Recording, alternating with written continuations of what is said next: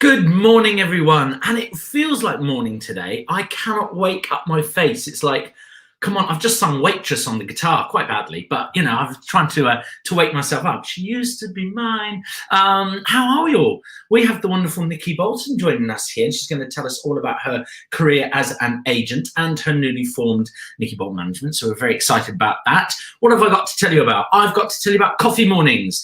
We are starting at the latter part of October, a few days a week, coffee mornings. This is a 30-minute section, and basically you'll be able to come on and promote anything you are doing within the arts. It's not to come on and go, oh, I'm looking for a cast or anything like that, because that's what we're for, right? But it is to come on and say, I'm doing a concert, we're doing this play, I'm doing a play reading, whatever it is, you can come on and you can use that for 30 minutes with a coffee, with a mug of tea. So we're going to start those. So look out for the post about our coffee mornings. CCI is going live. We'll be promoting this much more coming up. But basically, we've teamed up with Talent Artistic Group, and they are based in Luton Hoo, and they've got the most outstanding studios there. Two huge studios, and we're able to socially distance really well and take CCI and make it live. You'll actually be able to touch, well, not touch because we're socially distanced, but see some of your practitioners that you will have been working with for like 6 months here on the CCI. But the thing that excites me even more is you'll get to meet other CCI alumni that you've been doing these classes with, but you've never met, and that's really exciting as well. So that happens on the 14th and 15th of November. If you want to get involved in that, please email connect. Actually, this is for that or for the coffee morning. Connect at collectivecreativeinitiative.co.uk. I know when we came up with the name, we didn't think about the email. Good Lord, it's long. Connect at collectivecreativeinitiative.co.uk, and in the subject box either put mailing list, which will be for the CCI Live, or coffee morning. And we really want to be able to use this platform to promote whatever you're doing, because let's get the arts back, right? Congratulations once more to our singing demos winner. Absolutely brilliant. That was Mason. It's fantastic. She's won that, so that's over. We do have more things coming up as well in the future. The backstage offer has gone off now, but there will be other things coming. I think we're doing a monologue slam with them, so look out for that. That's enough about all that, but I do feel like I'm waking up and getting ready for the awesome Nicola Bolton. Let's bring her in. Hello. Hi. Hello, everyone. Hope you're well. How are you doing? You look glowy. Looks like the sun is shining. It's amazing what makeup can do, isn't it? I need to put some on, oh my gosh. Tell us, where are you? Tell the world, where are you, Nicky? Right, well, I'm in my home office in Skelmersdale in Lancashire. My plan is obviously once everything's back to normal to get back into Manchester, because that's where my last office was, but that's where I am today. And you know, it's a start of another busy day at Nicola Bolton Management. Love it. So we're going to come on to that in a moment. If you're a subscriber, you should know by now you can ask Nicky questions. You go to the comment section and you can ask us questions, and we'll answer those as we go. So if you have any questions to ask about being an agent, maybe the agent casting director relationship, anything like that, please ask those questions and I will bring those in as we go through. So tell us, why did you become an agent? How did it start for you? Were you an actor first? You know, where did it all begin? Well, it all began when I was 10. So I queued round the block at the Apollo Victoria Theatre in London, and I went for one of the children in the Sound of Music, and I got it. So obviously I'd been training before then, obviously going to dance classes and drama stuff. So that was my first sort of big stage experience. And that was it then. I was hooked, because anyone that's been on a stage knows how amazing it is. And, you know, it's like an adrenaline. It's like you need it. It's your fix. So that was it. And then I started working. I sort of worked from the age of 16. I didn't go to drama school. I went to Elliott Clark College in Liverpool and did lots of afternoon evenings and lots of weekends. You know, I was always doing classes, and then just started working in the business. That's the way I sort of got my apprenticeship, really, working in the business, doing all sorts of things, West End, rep theatre. Sort of towards the end of my career, I was doing a lot of adverts, tellies. So I did a spell as a pop star. I mean, I've sort of done everything really. I feel like I'm in a really good position to be an agent because I've sort of seen the business from lots of areas. So then I started doing a little bit of teaching at LIPA. I was a visiting practitioner. So I did all of their showcases, and I sort of veered towards sort of the I did a lot of choreography and movement direction, that sort of thing. So I did quite a few shows at LIPA with the third years. And then what happened was Leanne Regan, who's with Regan Management, was somebody that I'd worked with in the past, and I was giving her Welsh. I'm saying, oh, this girl's really good. Here's a Welsh actress. And she said, have you never thought about being an agent? She said, because you've got a really good eye. And I was like, I haven't. And that was the start, really. And then I ran Regan Manchester. I set up Leanne obviously set, but I set it up and I built the book, and I was there for 5 years. And then in June of this year, I decided to sort of go it alone and set up my own agency. So that's it in a nutshell. That's it. Wonderful. Brilliant. It's something I just want to go back on that you mentioned, and I think this is important for now because I think people. I think it's wonderful to have like goals in life. Maybe you're an actor coming to the end of your career. Maybe you're an actor and you're not really, you've not got the acting bug, but you've got the industry bug. And it's about, you might say, oh, I want to go be an agent or a casting director or whatever. But it is having some experience of the industry, isn't it? It's like, to go into casting or to be an agent, being a performer is great. Even being a stage manager, a theatre manager, a director, a producer, having that experience, when people are talking to you about stuff, you understand it, right?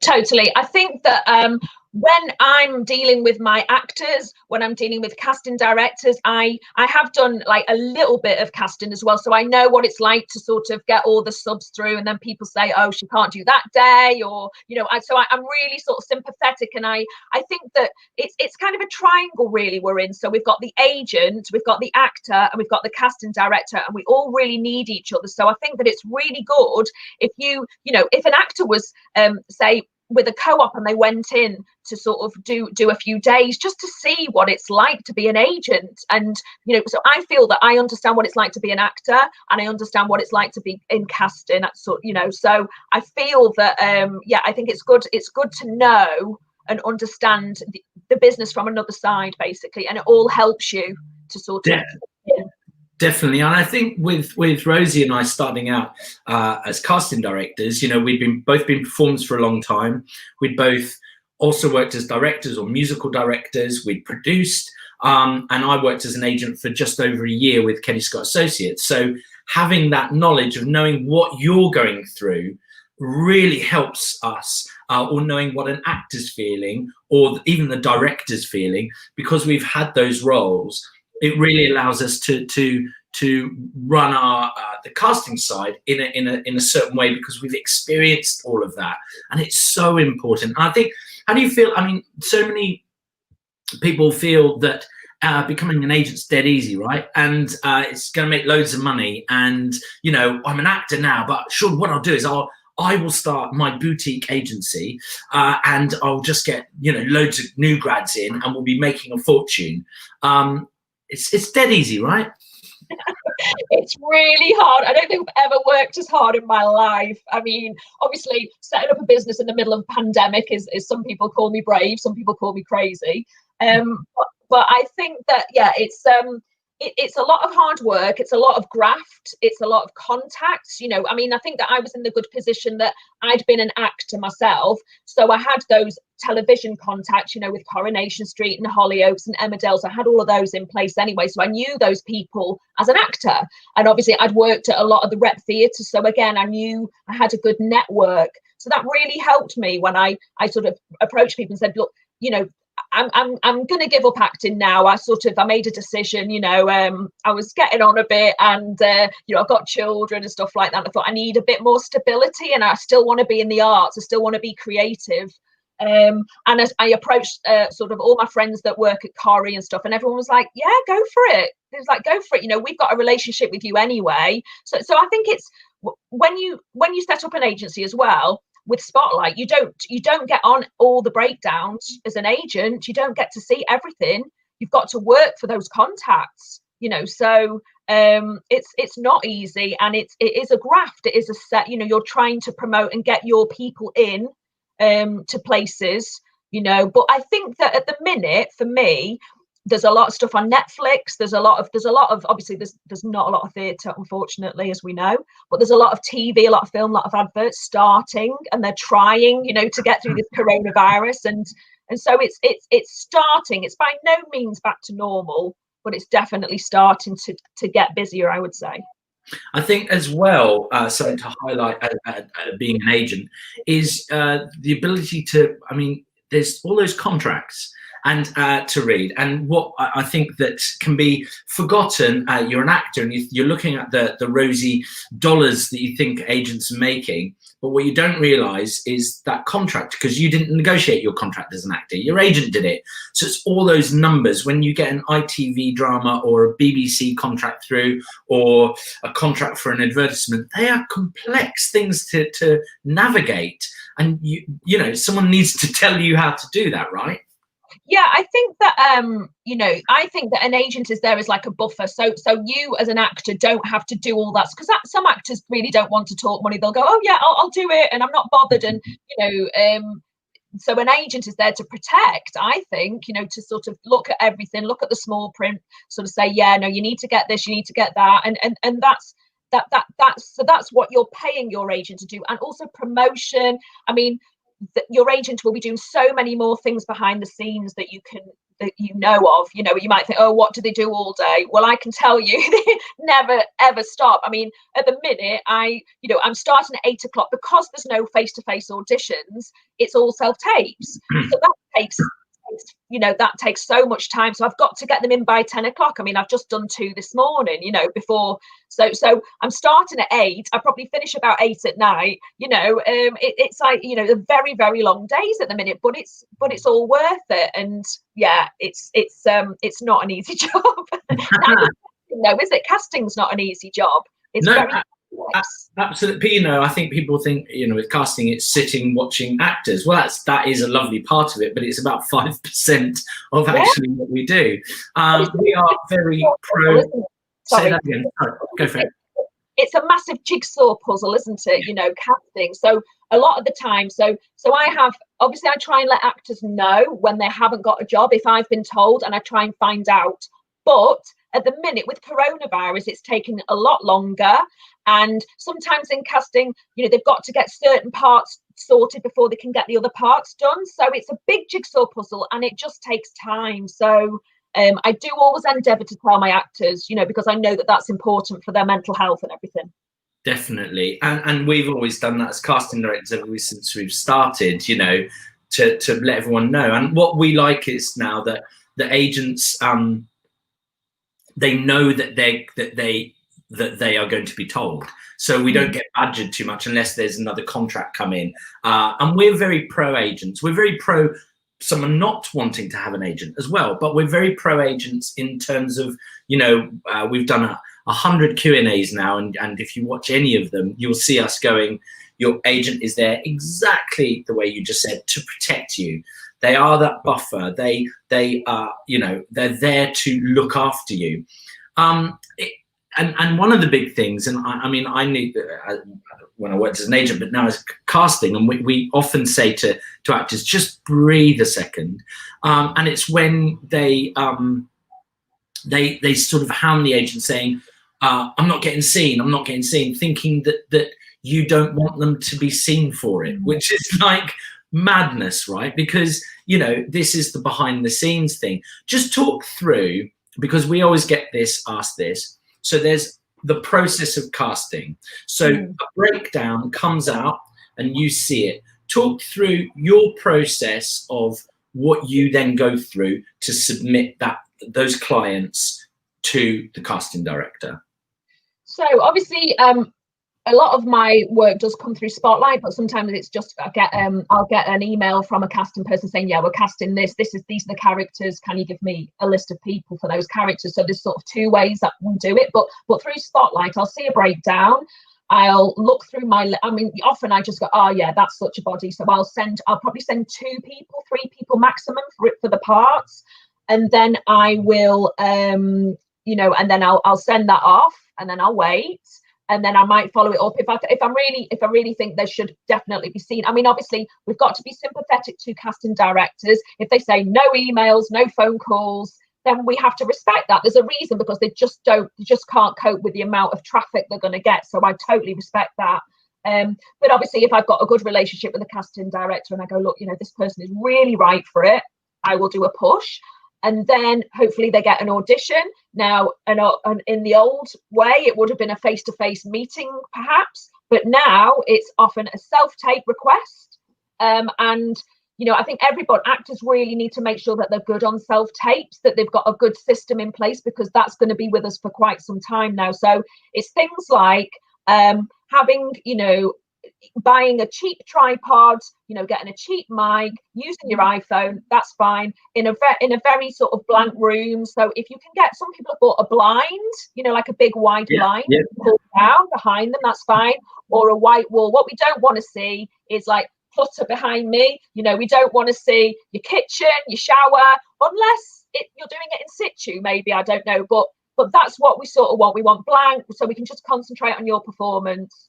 There are deadlines. You know, the deadlines are quite quick for some things, especially adverts. So that's where we're at. So get it back to me by a certain time. I then send it off, and then we wait. And then when a little bit of time's gone by, I will check in and say, look, you know, has that gone away? You know, what are you doing? And people will go, no decisions have been made yet. We'll get in contact with you. You just have to wait, really. And that's the process. And this is for musicals as well, self-tapes, because we're about to put some breakdowns out, and there will be self-tapes first. And we've been doing a lot of work with people about finding the right place, that one room may be right for your rock, but another room might be right for your legit. And it's practice now. And the thing is, actors, it's not like you haven't had a warning. If you've been watching CCI or any of these Q&As, on any of these platforms, we've been saying now for 6 months, start getting used to self-taping. It should not be a surprise that this is going to come now. So practice, get everything right, so that when your agent, like Nicola, sends something through and says, we need this in 2 days, it's not you 2 days working out and discovering where the best place is for the self-tape, right? You should know, oh, it's that, I'll go to that room, that gives that right, I'll do that, and you've got these blank walls. Yeah, is that a good? Yeah, you've just got to have everything. So now is the time, I think, if you think, oh, what can I do to help my career? Well, the first thing to do is make sure that you've got this all set up, ready to go. That you can do Zoom as well, because often what I'm finding is they'll do, the first round will be a tape and then it will be a Zoom meeting. So you've got to have all of that ready to go. Everyone's, you know, most people have got time to do that, or just do it if you're working in the day, just experiment and make it look as good as it can be, because it is an audition. It shouldn't be like, oh, like a last minute thing sort of, you know, done in a really rushed way. It's an audition. So you need to prep the same as if you were going into the room. You need to learn the script. I don't want to see heads like that. You know, you've got to learn it and give it your best shot, because if you don't put that effort in, somebody else will, and they will get that job. I think that, so we've recently cast a feature film, and you were one of the agents sending clients through in that process, and a couple of your clients may have done very well on that. But it felt as though, from our side of it as casting directors, and I think this is important to say as well, that you have a very good relationship and open discussion with your clients exactly about what is expected, because the delivery from your clients for this feature was excellent. Everyone was so on it, so well prepped. They knew their stuff. They were very quick to respond in terms of, oh, sorry, this is late on Friday night, but we just can't decide. We just want to have that one last meeting on Monday. Can they be available? And we'll go over to their flexibility. Let's work out a time. And it's not about saying drop everything, because we know we have to be flexible. People have to pay the rent. The government hasn't been great on certain things. We won't get into that right now. But so we do understand that. but it's about having that speed, you know, of replying to your agent. Be prepped, be ready. Also be mature to say to your agent, and I want to get your take on this, be mature to say to your agent, listen, I'm a little bit slower at learning. Can I get another 12 hours on this? Can you just go back to the casting director? Is there any way? I think those discussions are really important as well. And so many clients aren't open with their agents, but it feels like you have a good relationship with yours. Yeah, I mean, I do talk to everybody, and I'm totally sympathetic to everybody's lives. And obviously, we're in the middle of a pandemic. It's a really, you know, it's a really scary time. So I'm really sympathetic to everything. I mean, I think that, you know, sometimes I think I had one client once who was dyslexic and didn't tell me, and I was like, no, you know, you've got to tell me, because then I can get the script in a certain font for you, or the colour can be, you know, we can sort this. There's ways around it. I mean, what you'll find is, especially with somewhere like some of the soaps, they don't like to give you the script. This is in the old school. When you turn up for a meeting, they like you to get the script when you arrive, so you have a look at it and then you go in. But then obviously my dyslexic clients go, oh no, I need to learn it first, and that's fine. So I'd get it for them. You just need to know. You need to be really honest and open. It's not a bad thing. There are many people that are dyslexic. It's absolutely fine, amongst other things. You know, it's just be truthful and tell your agent, and don't feel like you're being a pain, or that you're asking for too, you know, you always just be honest and open, and there's always a way around everything. That's the way I look at it. We had that experience with some auditions where the client hadn't told their agent that they were dyslexic, and they'd learnt everything. They came in on their script, and we were like, oh, they're banging, they are incredible. They're not right for this role. So we're like, oh, listen, can you just take this piece of script outside and just give it 10 minutes? And they were like, yeah, sure. And then they just went because they were so embarrassed. And eventually we were like, where did we go? And then we found out, we're like, oh my God, send them back in, let them learn that. But if they told us, we would have had it prepped however they want, or we would have said, we're going to send you some script. Will you come back at recall? Knowing full well that they would struggle a little bit, or a lot, depending on the level of dyslexia that they have. But we need you. We want you to be good. We don't want to catch you out. So have those open discussions. The thing is, James, you want them to get the job. You know, they're there because you think they're right for that job. So I want them to get a job. You want them to get a job. We're all on their side. Nobody is against them at all. And it's down to being the job. I wish somebody had said that to me when I graduated as an actor. It would have taken so much nerves out of the audition room if someone had told me, by the way, everyone in that room wants you to get this. They want you to be right. If someone just said that to me, and it's weird, you kind of, I know you should sort of say, well, surely that's what you think. But sometimes you walk into audition rooms and they're icy cold, and it doesn't feel like that.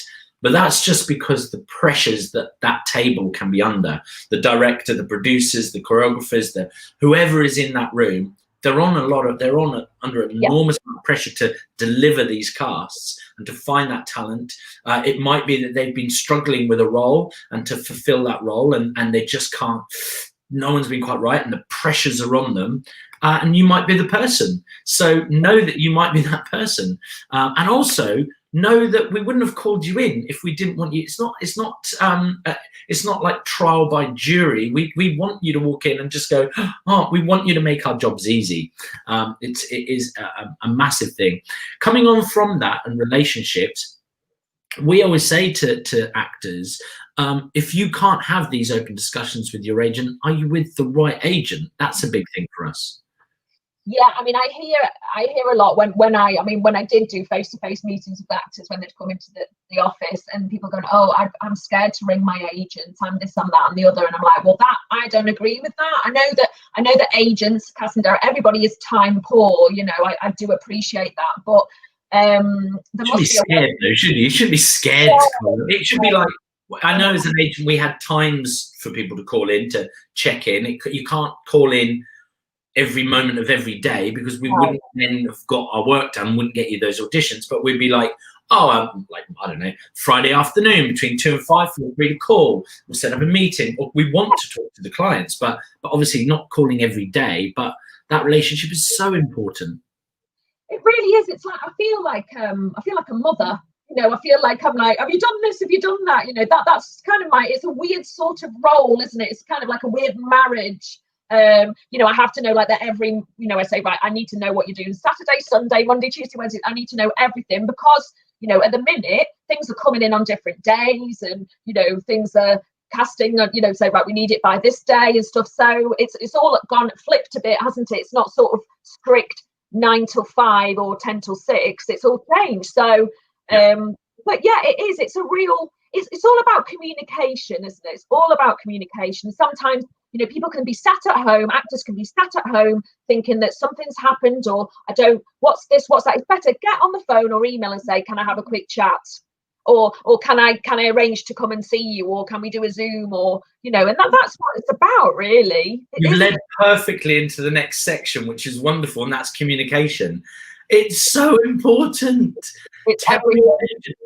So this is a big thing for us, is that if you have a partner or a family that might surprise you with a weekend or weekdays in Barcelona, you have to have that relationship to say to your partner or your parents, before you book this trip, can you let my agent know? And say it dead secret, because I cannot not tell them. And that is it's such a, honestly, I can't tell you how many surprise trips boyfriends and girlfriends and families have booked actors that suddenly they can't now come into the audition tomorrow. That I don't believe it's a thing fully, and secondly, it's madness not to tell your agent. That's a big thing, isn't it? Let your agent know exactly in the week when, and I'll tell you our side of it so you can then explain your side of it. If we're auditioning for 3 days and you haven't told your agent that you're not available Wednesday, Thursday, but we've now gone, yeah, and you've looked at the diary and gone, yes, they can do Wednesday at 2 o'clock. Yeah, good, we're all good there. And we book you in. It's shockingly embarrassing for you to then go back to the casting director and say, I'm so sorry, they can't actually do that day. Can we do Friday, and or what other day? And that's all that creation of work. Yeah, it's more work, isn't it, for all sides, really, where if somebody said, look, you know, I am, you know, I'm going away, this is what I'm doing, I can't shift, you know, if someone says to me, I can't move that, it's an operation, or it's this, or it's that, fine, you know, that's fine. It's on, we have a thing called Tagmin, we use Tagmin, so right.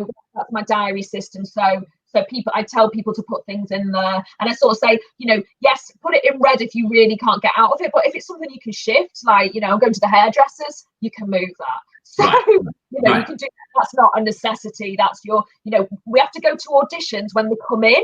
You know, you're not going to be doing like weeks and weeks and weeks of auditions for things every single day. You're doing a few days, and we have to be there when you're doing those auditions. You have to, you know, that is the nature of the business. So those are really important, and I need to know that my actors can get to those auditions, that will say, yeah, I'll be there. And it's that mindset, isn't it, really, that it's not an inconvenience when I ring up or email with an audition. It's actually an excitement that they've got an audition. Yeah, it's such an important thing, and it's so frustrating I know for agents, and certainly for us, when actors haven't kept their agents informed of, oh, I've got a shift this morning. And the thing is, guys, we see you on social media, so you're on your phones. Just check into Tagmin or check into whatever system your agent has. I'm going to go to some. I've rang somebody up before, and it's been a foreign ringtone. I was like, "Where are you?" I was like, all right, okay. Did I know about this? You're in Spain, okay. Oh my God, it's a nightmare. And the other thing is, book a holiday, because you're gonna get an audition. Yeah. Trust me. That's what I always did when I was an actor. I'd book a holiday. I'd be like, right, there's nothing happening. Literally, there is nothing happening. I'm gonna book a week off. I'd tell my agent, yes, great. Press purchase. Oh, James, you've got some auditions next week. Anyway, always take out insurance. We're going to go to some questions here. So we've got Priya. Hi, James and Nicola. I've got 2 questions. I don't get any TV film auditions of my agent unless it's very specific. What can I do? Okay, I mean, I would say there's a million reasons for this, but from the casting side, we'll come to your side in a second. it's about skill sets as well as anything, and it's about the jigsaw puzzle. And so there are quite a large number of reasons. I'd say have a nice chat with your agent and ask if there's anything you can change. Is your CV looking good? Have you got the right headshots? Have they asked you for new headshots and you still haven't done them? Oh, that old chestnut. Have you got a show reel? Are you working? Those kind of things. What do you think, Nick? Yeah, I think it's to do with, it could be, you know, that your agent might specialise in a different area. You know, some agents do West End musical theatre. You know, I think most agents try to do everything. I know they do, but then some people, it depends where they are, you know, where you're based, where they're based, and what sort of, I think, make a list of things that you'd really like to be seen for. And, you know, realistic things. Obviously, we all want to do Hollywood films, but, you know, try and have a think about what sort of projects are right for you, where you fit in, where you think your casting bracket is, and maybe have a chat with them. You know, it's a number of things. It might be that they say, look at the list that we're sending you for. We're sending you for thousands of things. So then it is about, like James said, it's about looking at your CV then saying, well, why am I not getting the tapes in? Why am I not getting in the room? What's the reason why they're not pulling me in? And it can be to do with something as simple as changing your photo because it's just not really pinging out. Because I think the photo is everything. That's the first thing people see. So it's changing your photo, making sure your spotlight is up to date and you've got all your skills. You know, I mean, I keep saying so much that casting directors use a filter. So if they say, right, we need somebody that can abseil, or we need somebody that can snowboard, you know, they'll look on that. So if you've done snowboarding on a holiday and you're pretty good at it, then stick it on, you know, or if you're highly skilled, asterisk it. Just be really honest though, really objective and really honest. Don't put things down that you can't do because it will come back to bite you. And just show real. I mean, the amount of times I've said, if you want to do TV and film, you have to have a show reel. How are they going to see what you look like on screen if you haven't got a show reel? So it's about, now again, there's time. You know, you don't have to have a professional one, an expensive one. You can get together with a friend, write a little bit of a script, something, just one scene, so they can see what you look like. Because you don't have to have this flash 4-minute, you know, show reel that's sort of like, here's me being sad, here's me being happy, you know, all of that.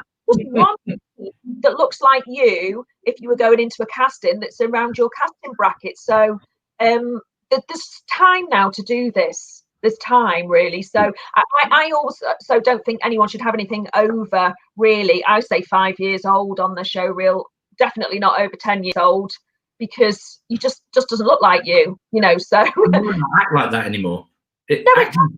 Acting styles have changed in 10 years. Yeah, you're a different person. So yeah, it's probably great that you were a regular on something, or you were this and that, but maybe, you know, shove a little clip at the end. But I think it needs to be very, very recent, really, what you're putting on there. Definitely. Great advice. Priya's second question is, what do you experience with your young clients? Does experience matter when you're younger than 25? What do you experience with your younger clients? So I think that again, this is a very broad question. Some people are coming out of drama school, so they are trained in voice, and it depends where they've gone, doesn't it? Let's be honest. So it depends where they've trained, what they've trained in. So they're coming out with a view of the business, and you know, I do often find with drama school sometimes they've not got their you know, practitioners on board, maybe, so they need people to come in and just have chats and get a good idea, because they're coming out into the business not really understanding it. So I think there should be more of that with drama schools, definitely. And then there are other young people that are not from drama school. They maybe do a weekly drama class and they've got something special. So it's a very different approach depending on what their experience is, what they're doing, what they want to be doing, what they're right for. Does experience matter? I mean, for me, I get talent from everywhere. So, you know, obviously if somebody's done some amazing things, then that's great. They've got some good credits. But if I watch a show reel and I'm blown away by somebody, then I'll arrange a meeting.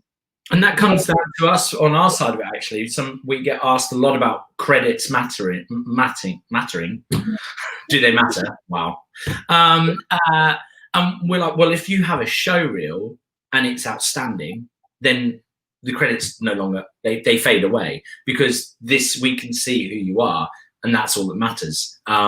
Experience is great, but if you're young, especially, and you have just graduated, or you haven't graduated, and you're just coming into the industry, if you have, for musicals, a vocal reel, for dance, a dance reel, for acting, an acting reel that is fantastic, or shows that you are fantastic, the CV just goes away, and that becomes exciting, certainly for us. Great answers. Sapper, hi, Nicola and James. What would you advise me?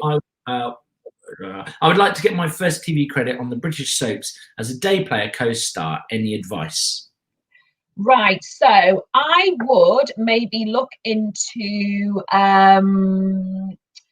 getting a show reel as maybe a nurse, or think of the day player part. So I'd get a show reel with when you're a nurse or you're a teacher or whatever that day player part may be, just maybe something so that you're showing that side of things. I would also look at who casts them, who are the assistants who are working in the casting teams, and try and get a little, invite them to see you in things maybe, or write to them and say, look, here's my new show reel, or here's my new, and do some classes, do some TV acting classes, because there are places, I mean, I can only speak from Manchester, I'm sure this happens in London as well, where there are specific TV acting classes, and they get casting people to come in and watch those from time to time, or they do workshops with casting directors from TV and film. So it's getting you networking, and it's getting you on their radar.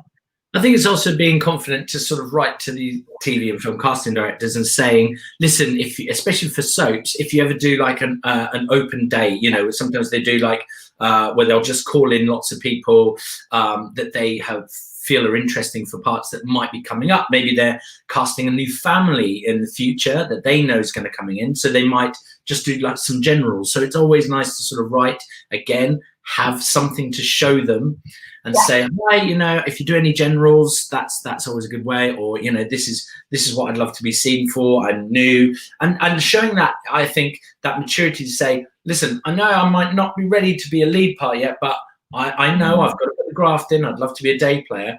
That if I got that through, I'd be like, oh, that's really interesting take. You're not asking to be the lead.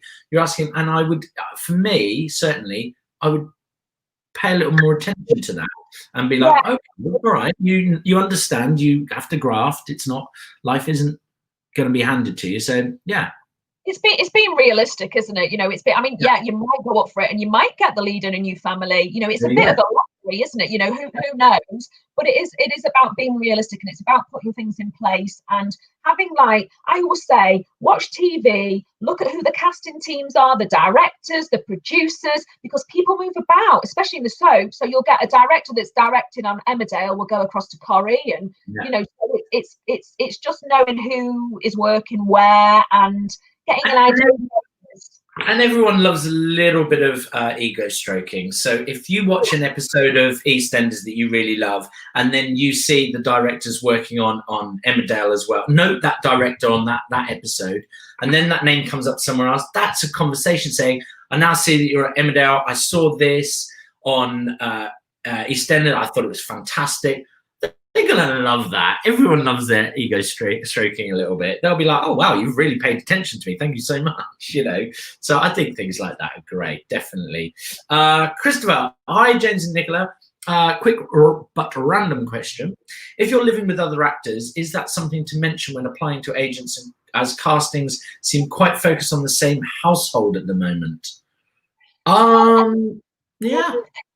Yeah, I think that at the minute, so it's adverts, that's specific to adverts, nothing else really. So I don't think at the minute that would sway an agent to take you on if you were living with other actors. Personally, I think it's about they're just looking at individuals. But if you're applying for stuff on Spotlight, there's adverts, then yes, that's when you say, yeah, I'm in a household, a bubble. Because all the adverts are saying, right, we need people in bubbles to film because we're going to film in your house. So that's when that's happening. Yeah, and pop their Spotlight links in with your submission as well. Katie, lovely Katie. Hi, James and Nicky. Quite a specific question. As a deaf and neurodiverse actor, how can I best prove that I am capable of playing roles that aren't deaf or neurodiverse actor, both to an agent and casting director? Well, I have an answer for this, but I'll start with you. How do you get across to a casting director this kind of thing if one of your clients is deaf or neurodiverse or dyslexic, or what's your approach? Right, so obviously I look after a number of disabled actors, and the way I approach it is I always look at the character. It's character driven, and so for me, I look at a character, go, oh, that's right for that person. So there's two things here. So you'll have a breakdown, and you've got to adhere to what they want in the breakdown, basically. So they're asking for this. So if a breakdown says we want ethnicity, we want everybody represented, then you send whoever. Some breakdowns are very specific, and they want somebody in a wheelchair, say, or they want somebody that is deaf. I think that's to be embraced, because that's, I think, obviously I would send my actors that are for those parts, but I chat with my actors, and they know that where I come from is to do with the character. There's been a few things that we've turned down because someone said, oh, well, this is this part, and I'm like, but she hasn't got that. That's not what she, you know what I mean? So it's like, we don't lump everybody that's disabled into the same bracket. So that's where I think that it's about you making connections again. It's about networking, and it's about embracing everything and looking at the parts. That's what it's about. Yeah. Well, I mean, Katie, we cast you last week, actually, in a play read through, and I think the incredible thing is with Katie, and it is a big thing that I know from you with deaf, is that you can lip read. That is a massive thing as well, which will help. The fact that, so when I met Katie through the Spotlight, when we brought Spotlight to Liverpool and to Manchester, and I was chatting away with her, and then we did a Q&A, and there was a signer, and I was like, I'm so confused. And then I chatted with her afterwards, like, what's the signer about? She's like, I'm deaf. I was like, what? And she's like, but I can lip read. And I was like, but as fast as we're talking, and it blew my mind. And I was like, and I remember Katie telling me a great story about sitting in cafes and trying not to watch everyone's conversation. Yeah, look at the conversation. Brilliant. I love that. What a skill. So that could be a good thing. But I think it's just a case of what you need to know as well. We all talk, and casting directors will talk. And if I see or hear through the Casting Directors Association or the Casting Society of America, the two associations that we're connected with, other members that are like, oh, guys, we're looking for, I will say, there is this outstanding actor, and she is outstanding, Katie, and you have to see her. Your self-tape that I got you to do for that reading was absolutely divine. It was beautiful. And so have that faith in yourself, that you know that when things do come through, you are so capable and such a great actor. And so that is also, but we talk all the time. We're on your side. It's not just one job, that's it, done. We are constantly talking to other people about if we see projects that we know just need a good actor, not a deaf actor, a good actor. We will talk about you and say, listen, this person needs these opportunities. Absolutely, get them in. They're fantastic. You'll love them. You will not regret it. And then it's also learning about those things. So we had detailed conversations with your agent about what are your needs? How can we make this work?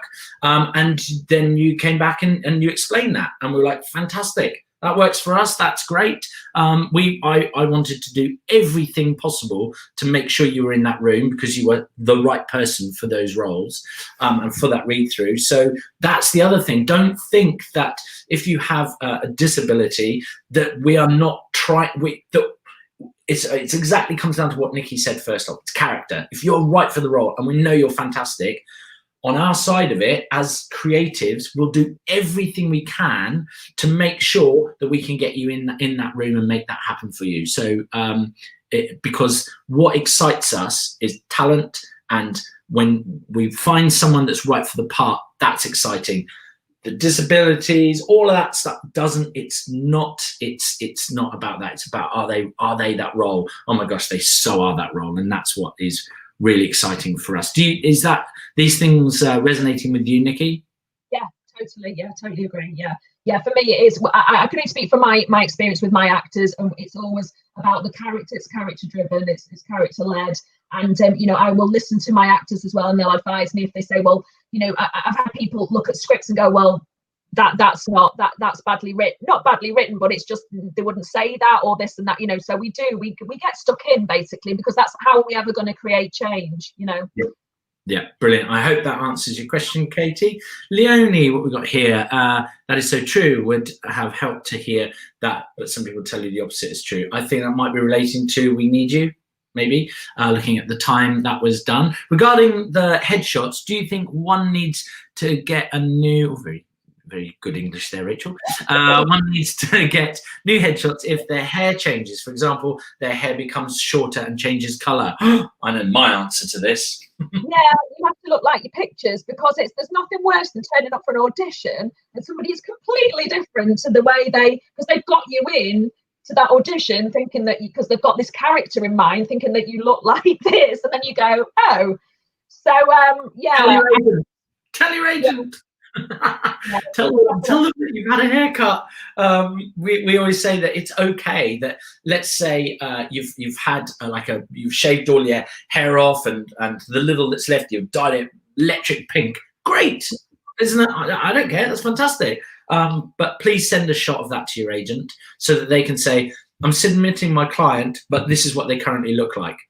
I personally would have a chat with your agent first if you're going to do something major like that, because your agent could have been sending you for something that you were right for before you did that, and it can affect the casting that they've potentially got for you. So I really would, if there's any going to be life-changing, you need to chat to your agent. Look, I'm thinking about doing this, and talk it through with them, and they'd probably say, well, actually, I think at the minute, you know, you should stay as you are, but that's but if you want to do that, that's fine, we'll embrace it, but you need new pictures, absolutely, if you're going to look completely different, because that takes you down into a completely different casting bracket.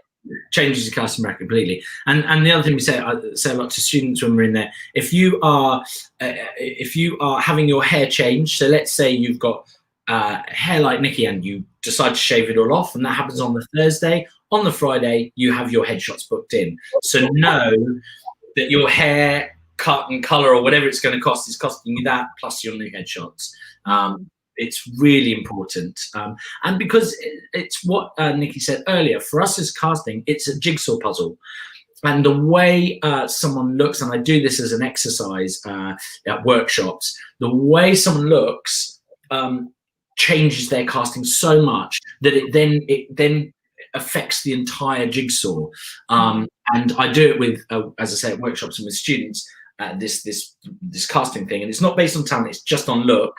And they sit there going, oh wow, okay, yeah, and they can't say why that person's the girlfriend and that's the best friend. They can't tell you why. They're just like, hair color, oh, because their tops are similar, and they're saying all this stuff, oh, their eye color is different to theirs, so they look more friendly. So if students are saying that, that's the effect. It really is a big. On breakdowns as well, it's very sort of like they're looking to match you up with, maybe they've cast a child already and they're trying to match the mum up to the child. So sometimes it's very like, we need somebody with brown hair, with brown eyes, that's 5 foot, it's sometimes really specific in what they're looking for. I mean, I'm going mostly in adverts, but so yeah, and I think the other thing is, if you want to have a change, if you've spoken to your agent and she said, sometimes it can be for your benefit. You have a refresh, you have like a really a nice bob cut or whatever it is, something very stylish or whatever it is. And sometimes it can actually work in your favor. It can then take you into your real casting bracket. If you think, oh well, I've, and give you the confidence maybe. So it's not like, it's not a bad thing. It's not like you can never change your hair or change your appearance, but you just do need to talk it through, I think, with your agent and get advice.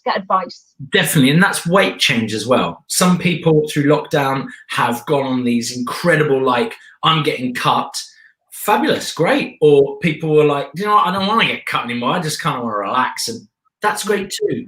but if you don't tell your agent and they're submitting you as a specific physicality, and we're looking for that specific physicality, and you walk in and you are no longer that, either way, again, and the thing is, it means that the slot is wasted and there's someone sitting at home that should be there, and you've kind of just sort of gone in.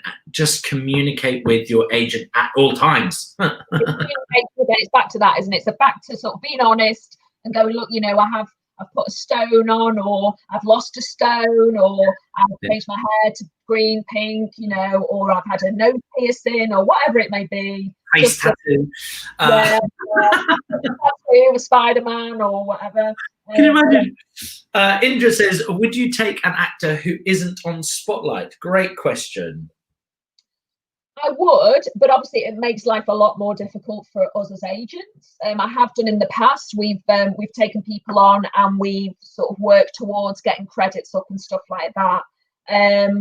But it is hard. I'm not going to lie, because obviously a lot of the castings are on there, and casting directors don't, you know, unless you know their email addresses, they don't put their emails on, so you can't send them a link, you know, sometimes. So yeah, we do. But it does make life harder, and it's better if you can try and get it. So try and get those credits, you know, those plays, those films and stuff like that. Try and get them. There's a thing called Casting Networks, which is quite good, that has a lot of, you know, you don't have to, that's like a similar to Spotlight. That's a good one.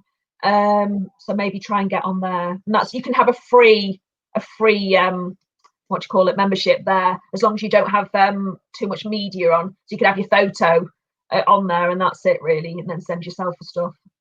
Great. Any tips for approaching agents when you don't have a show reel? Is it worth sending a self-tape of a monologue?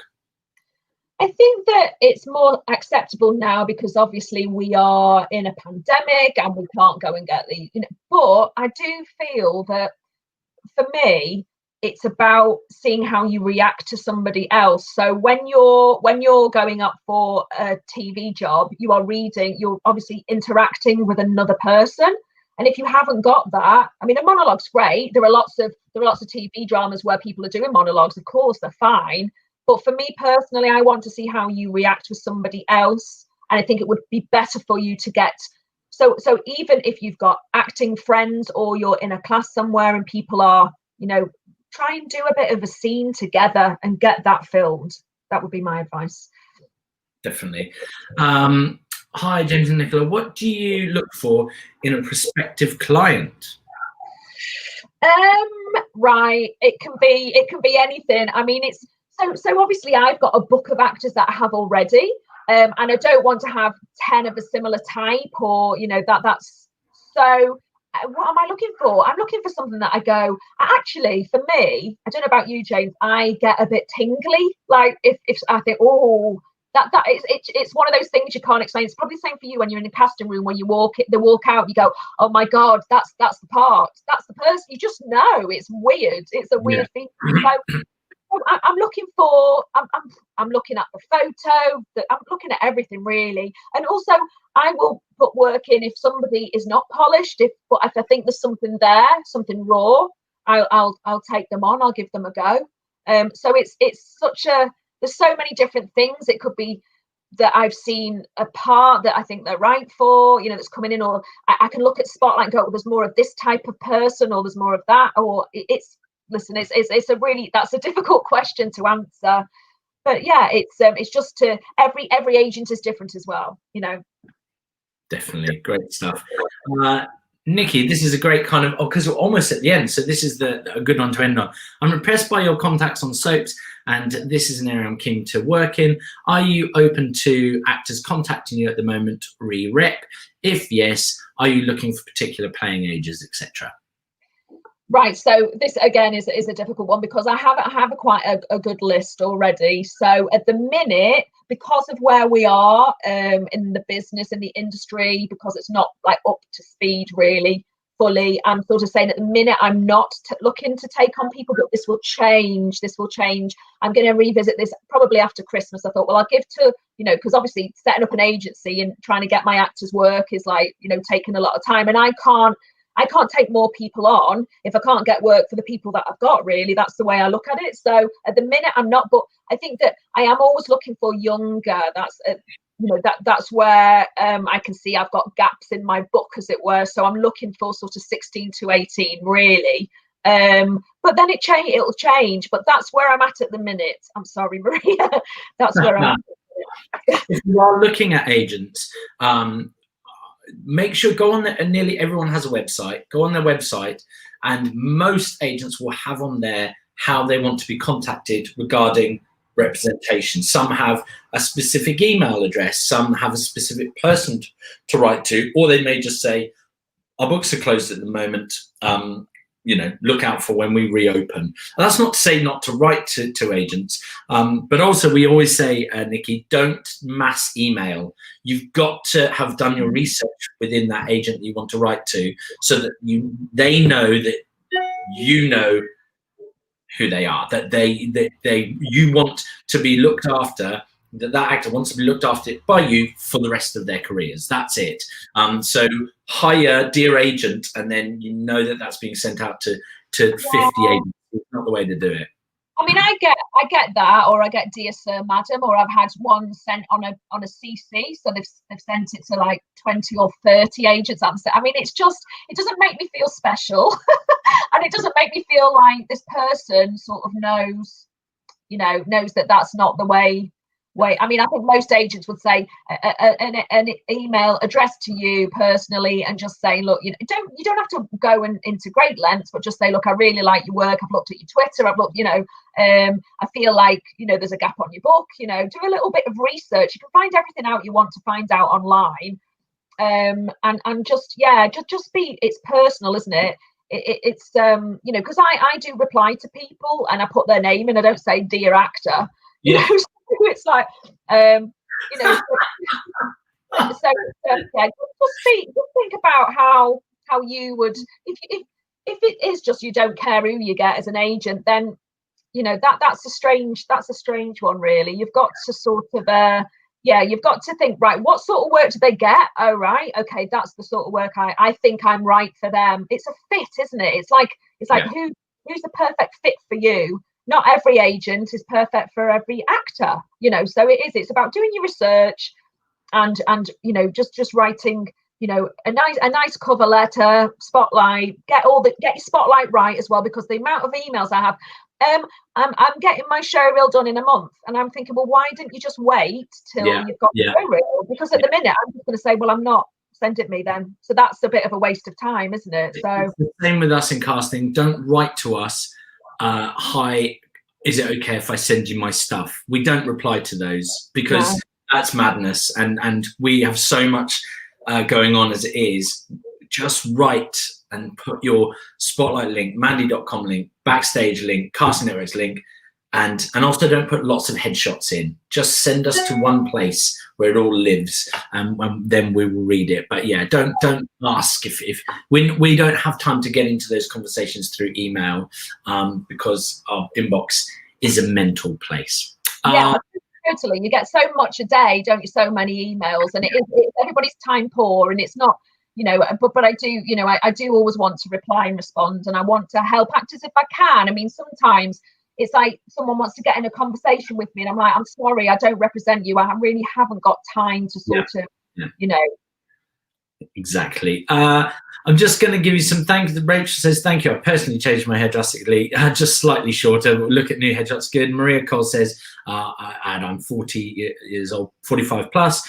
Indra says, thank you, Nicky. And Katie says, oh, where's Katie's gone? I had that there. That's wonderful. Thank you so much. Christopher, thank you so much for today. Brilliant, informative chat, as always. Nicky, we've run out of time. That went quick. It goes so quick. Whew, you absolute legend. Thank you so much for coming on here today. We really appreciate your time. We know how busy you are, so thank you. I'm going to take you out of the live stream, but don't actually leave. I'll come and chat to you in a second. Nicola Bolton, thank you so much. Wonderful. Great as ever. Thank you to Nicky. Absolutely wonderful. All that knowledge. I hope yet again you are probably here getting a trend now that they say the same things. We all say the same things, but we have more agents coming on, more casting directors coming on, and we just want you to know. I suppose we do this so you get to meet these agents, so you get a sense of who they are, but also to show that the industry is unified in the way that it is run and the things that we want you to do to make this more successful for you and for all of us, really. So great. Thank you so much, Nicola. Love it.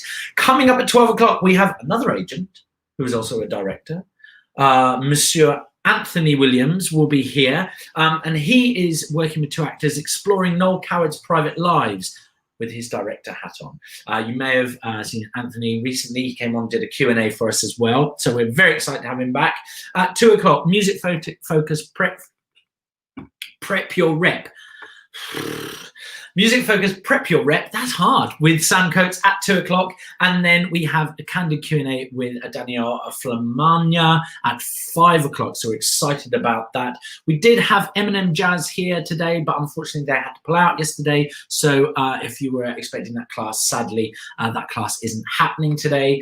Thank you so much again to Nicola Bolton. Oh, it's really going great. Thank you from everyone watching, and we will see you a little bit later on. I'm going to go and have some coffee, I think.